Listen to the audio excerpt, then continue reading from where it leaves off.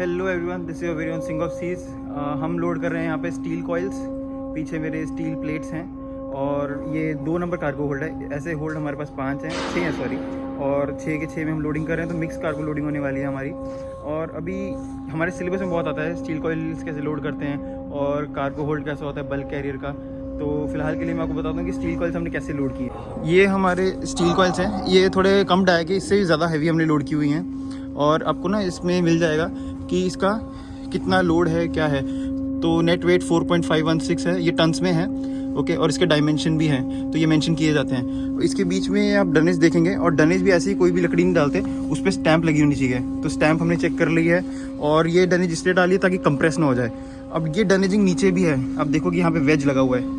ये वेज इसलिए है ताकि ये कहीं रोल ना हो, तो स्टील टू स्टील टच नहीं होना चाहिए हमारा। तो पूरा आप नीचे देखेंगे लकड़ी लगी हुई है, तो लकड़ी भी स्टैंडर्ड की होनी चाहिए, ऐसी कोई भी नहीं लगा देनी।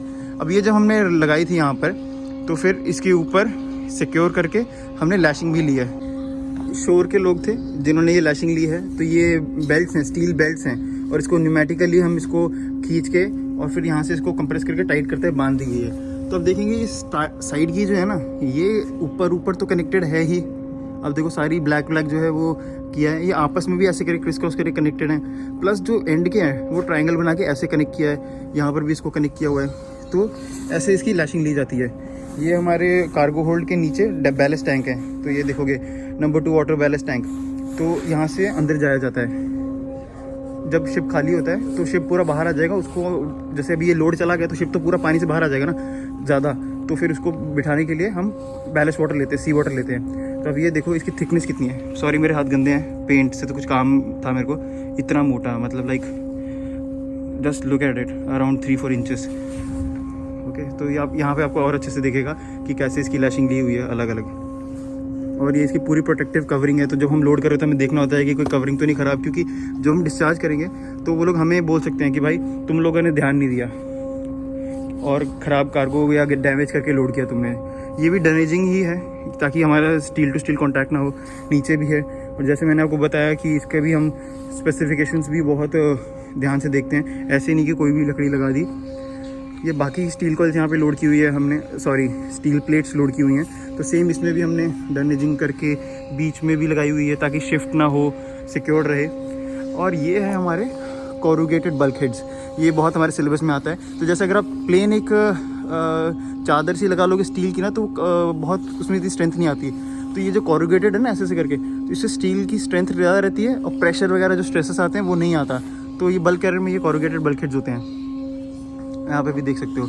और ये जो सीढ़ियाँ हैं ये वर्टिकल लैडर कहलाई जाती हैं, यहाँ से ऊपर जाते हैं। अभी कार्गो आ गया तो यहाँ से नहीं जाएंगे हम वहाँ से जाएंगे। वो छोटी सी जगह दिख रही है आपको, यहाँ से ऐसे घुसते हैं और इसके अंदर ऑस्ट्रेलियन लैडर है।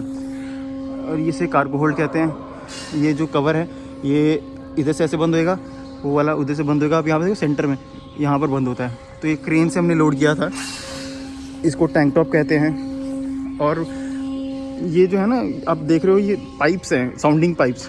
जब जैसे मैंने बताया ना टैंक इसके नीचे टैंक है, तो उसका पानी हम मेजर करते हैं कि कितना पानी चला गया कितना रह गया।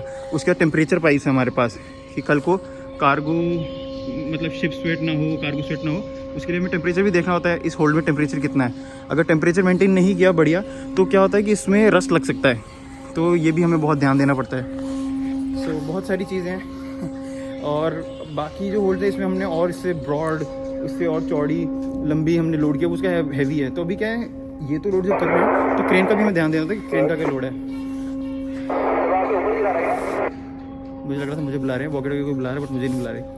Anyways so this is it. अभी मैं लैशिंग चेक करने के लिए नीचे आया था और चीफ ऑफिसर को बताया मैंने ऐसा है। बढ़िया किया इन्होंने lashing, but still I just wanted him to confirm by himself once. और तो कुछ नहीं है।